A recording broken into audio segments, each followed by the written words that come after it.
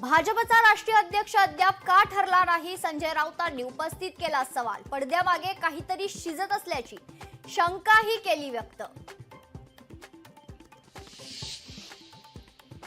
सुधीर मुनगंटीवारांच्या मनातील खदखद पुन्हा समोर. चंद्रपूरला सोबत घेतल्याशिवाय महाराष्ट्राचा विकास शक्य नाही. दिल्लीचे तख्त राखताना चंद्रपूरला सोबत घ्यावं, मुनगंटीवारांचं वक्तव्य.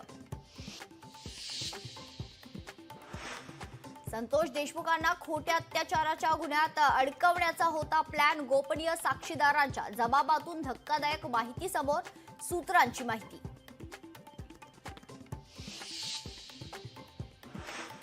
सतीश भोसले उर्फ खोक्या प्रकरणात विलन ठरवून माझ्या हत्येचा कट. एका पोर्टलला दिलेल्या मुलाखतीत भाजप आमदार सुरेश धस यांचा खळबळजनक आरोप. इतिहास संशोधक इंद्रजित सावंत धमकी प्रकरण. प्रशांत कोरटकरच्या जामीन अर्जावर आज कोल्हापूर जिल्हा सत्र न्यायालयात होणार सुनावणी.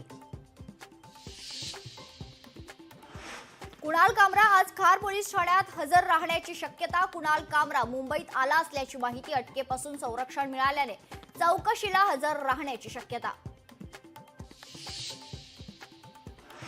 वक्फ विधेयक उद्या संसदेत मांडलं जाण्याची शक्यता. विधेयक संसदेत मंजूर होणार का, याकडे लक्ष. मुंबई, ठाणे आणि पालघरमध्ये आज पावसाचा अंदाज. उन्हाची तीव्रता कमी होण्याची शक्यता.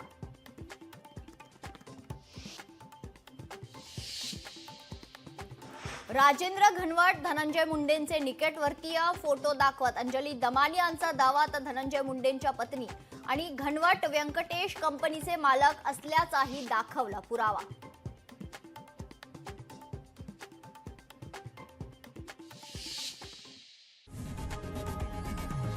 लोकशाही मराठी ऐका, पहा, जागरूक रहा.